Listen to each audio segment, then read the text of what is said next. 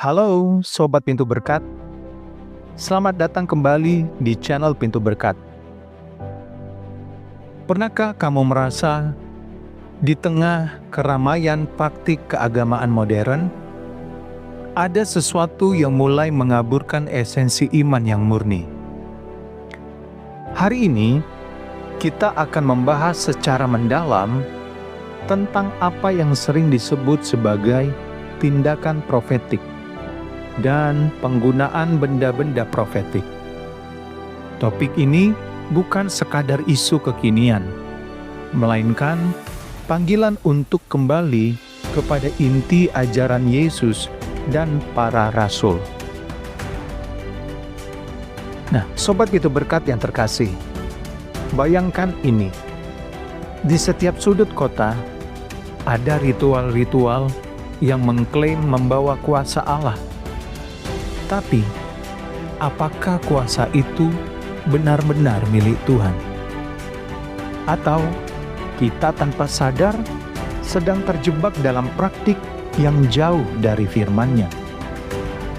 Tetaplah bersama kami, karena dalam beberapa menit ke depan, kita akan mengupas tuntas dengan dasar Alkitab. Mengapa iman sejati tidak memerlukan perantara fisik? Dan bagaimana kita bisa bebas dari jebakan teologi modern yang menyimpang.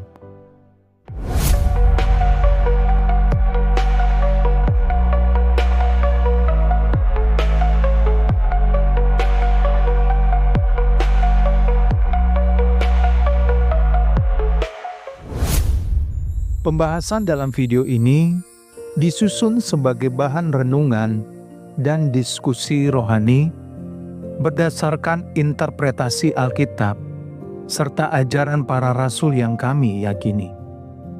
Tujuan kami adalah untuk membuka mata dan mengajak setiap saudara agar kembali menilai esensi iman yang sejati, bukan untuk menyudutkan atau menghakimi siapapun.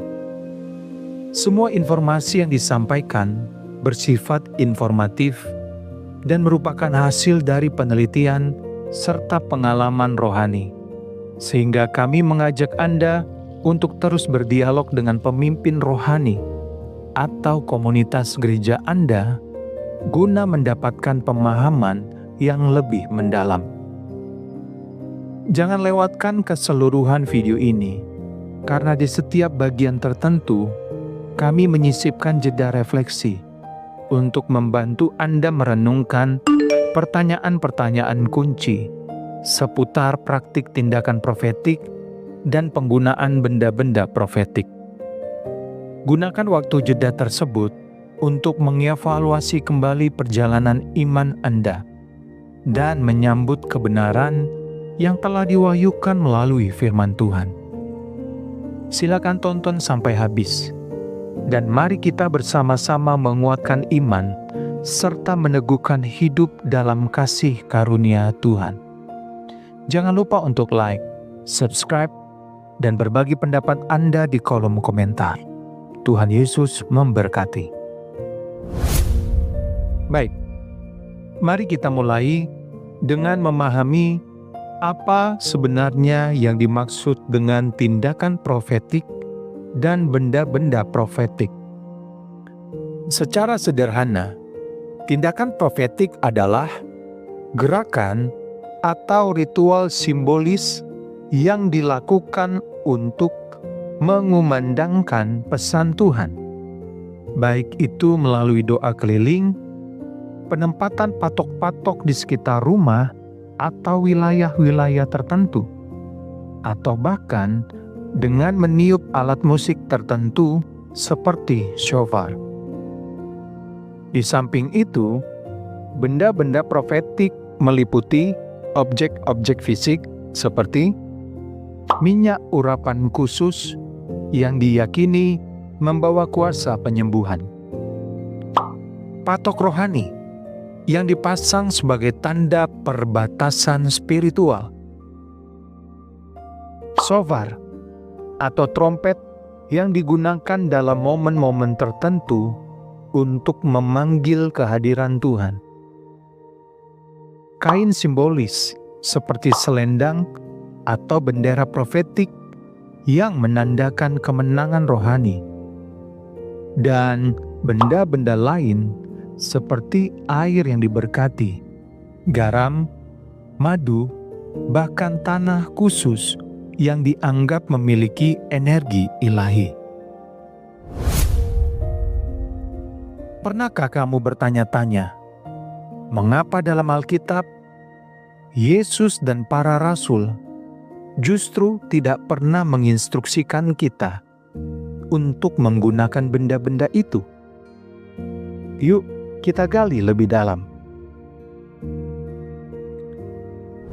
Di era sekarang, kita menyaksikan berbagai praktik yang berkembang, terutama di kalangan karismatik yang sering terpengaruh oleh nilai-nilai New Age.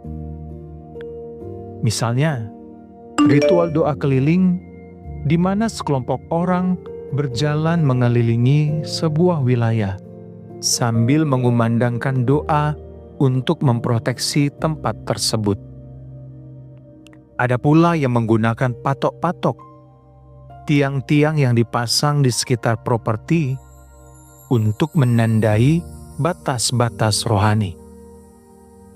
Tak ketinggalan, ada konsep 7 elemen yang katanya mewakili 7 aspek kuasa ilahi, seperti perlindungan, penyembuhan, dan kemenangan. Setiap elemen ini disusun secara ritualistik, disertai doa dan deklarasi yang kuat. Bahkan dijadikan menjadi sebuah ramuan khusus. Tetapi, apa yang mendasari praktik-praktik ini? Para pendukungnya seringkali meyakini bahwa benda-benda dan ritual tertentu adalah perintah ilahi, alat untuk mengaktualisasikan kuasa Tuhan secara nyata, dan bahkan sebagai bukti kehadiran Roh Kudus. Namun, mari kita renungkan bersama, apakah ini sesuai dengan ajaran Yesus dan para rasul? Mari kita berhenti sejenak untuk berpikir dan merenungkan mengenai begitu gampangnya seseorang mengatakan, "Saya mendengar suara Tuhan." Tuhan memerintahkan untuk kita melakukan hal ini. Ini sesuatu yang Tuhan suruh untuk segera kita lakukan atau kerjakan. Kamu pasti penasaran, bagaimana praktik seperti ini bisa muncul dan apa bahayanya? Tetap di sini, karena kita akan mengupas asal-usul dan risiko teologisnya secara mendalam. Kita kembali ke sumber kebenaran, Alkitab. Di dalam Yohanes 4 ayat 24, Yesus menegaskan, Allah itu roh, dan barang siapa menyembah Dia, harus menyembahnya dalam roh dan kebenaran. Lihatlah, dalam seluruh Injil, tidak ada satupun instruksi yang mengharuskan kita menggunakan benda-benda fisik untuk mengakses atau menampakkan kehadiran Allah. Para rasul pun tidak pernah menyebutkan perlunya menanam patok atau menggunakan minyak khusus sebagai syarat keselamatan. Perlu Sobat Pintu Berkat pahami dengan tepat, khususnya penggunaan minyak di dalam Perjanjian Baru yang disebut kalangan tertentu sebagai minyak urapan. Mungkin akan ada pembahasan khusus mengenai minyak urapan jika diperlukan. Mari kita lanjutkan. Iman yang sejati adalah tentang hubungan langsung dengan Tuhan melalui iman, ketaatan, dan penghayatan firman-Nya. Semua anugerah, penyembuhan, dan kemenangan yang kita alami adalah hasil dari karya Roh Kudus dalam hidup kita. bukan karena ada ritual atau benda fisik. Mari renungkan sejenak.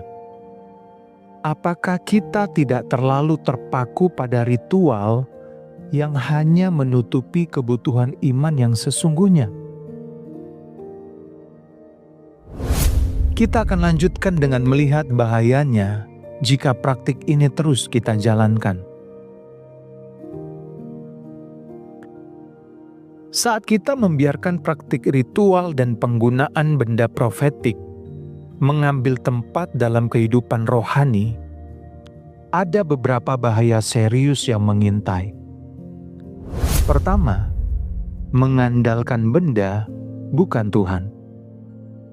Bayangkan, jika seseorang merasa minyak urapan atau patok rohani adalah sumber kuasa, maka hubungan pribadinya dengan Tuhan bisa jadi terabaikan. Jangan terburu-buru menyangkal. Coba ambil waktu sejenak untuk merenungkannya. Apakah keyakinan kita kepada benda-benda ini telah mengalihkan perhatian dari hubungan pribadi dengan Tuhan yang sejati?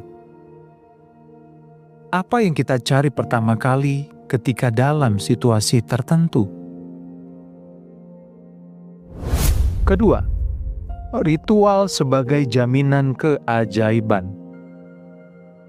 Ketika doa keliling atau pemasangan patok dianggap sebagai formula ajaib, kita berisiko mengubah iman menjadi sekadar pertunjukan ritual, sesuatu yang lebih menonjolkan penampilan daripada transformasi hati. Coba renungkan sejenak. Apakah gerakan dan ritual yang kita ulang-ulang benar-benar membuka pintu keajaiban Allah?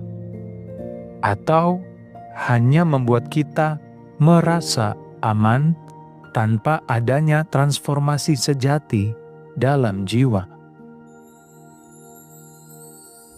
Ketiga, campur aduk dengan pengaruh New Age.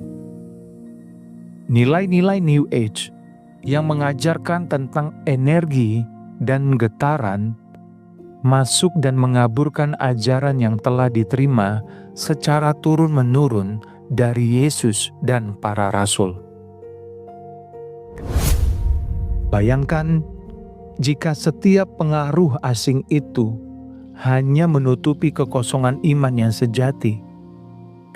Bukankah sudah waktunya kita bertanya pada diri sendiri, seberapa jauh nilai-nilai ini telah mengubah cara kita beribadah? Semua ini pada akhirnya membuat kita terperangkap dalam praktik yang jauh dari kebenaran Injil. Apakah kamu pernah merasa, walaupun mengikuti semua ritual itu, hidup rohanimu tetap kosong? Nah, mungkin inilah tanda bahwa kita harus kembali ke akar iman sejati. Jadi, bagaimana seharusnya kita hidup dalam iman yang sejati? Jawabannya sederhana, dengan kembali kepada firman Tuhan dan ajaran para rasul. Kita diajarkan untuk membangun hubungan pribadi dengan Allah melalui doa yang tulus, penyembahan yang murni, dan penerapan nilai-nilai Alkitab dalam kehidupan sehari-hari. Ingatlah, saudara, bahwa keselamatan dan kuasa Allah adalah anugerah, bukan sesuatu yang bisa kita dapatkan melalui simbol atau ritual. Mari kita akan melihat apa yang bisa menjadi kunci iman sejati. Pertama, iman kepada Yesus Kristus sebagai Juru Selamat. Iman yang sejati dimulai dari keyakinan bahwa Yesus Kristus adalah Anak Allah yang telah menebus dosa-dosa kita. Ketika kita meletakkan kepercayaan kita sepenuhnya kepadanya, kita menerima keselamatan dan hidup yang kekal. Yohanes 3 ayat 16 menuliskan, "Karena begitu besar kasih Allah akan dunia ini, sehingga Ia telah mengaruniakan anaknya yang tunggal, supaya setiap orang yang percaya kepadanya tidak binasa, melainkan beroleh hidup yang kekal." Poin pentingnya untuk kita pahami, dengan mengakui Yesus sebagai Juru Selamat, kita mengakui karya penebusannya yang menyelamatkan kita dari hukuman dosa dan membuka jalan untuk hubungan yang intim dengan Allah. Kedua, ketaatan dan disiplin rohani yang membentuk karakter. Iman tidak hanya tentang keyakinan, tetapi juga harus tercermin dalam tindakan nyata. Ketaatan kepada perintah Tuhan dan disiplin rohani dalam kehidupan sehari-hari, seperti doa, puasa, dan pelayanan, adalah bukti dari iman yang hidup. Matius 7 ayat 21 mengingatkan kita, bukan setiap orang yang berseru Tuhan, Tuhan akan masuk ke dalam kerajaan sorga, melainkan Dia yang melakukan kehendak Bapa-Ku yang di sorga.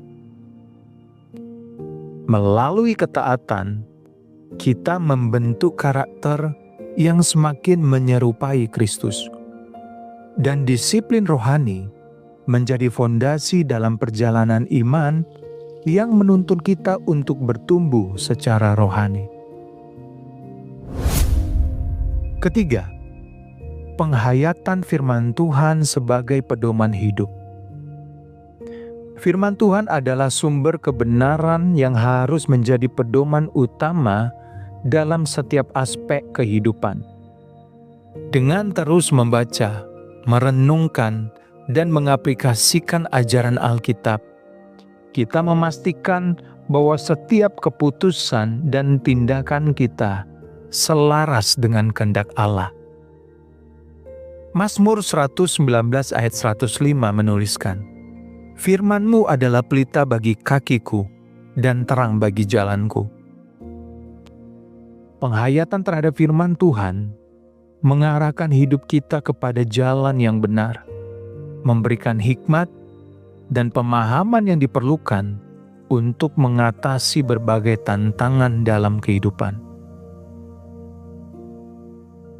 Bayangkan Sobat Pintu Berkat, jika kita benar-benar melepaskan diri dari belenggu ritual yang hanya mempermanis tampilan luar, betapa besar potensi perubahan yang bisa terjadi dalam hidup kita dan komunitas gereja.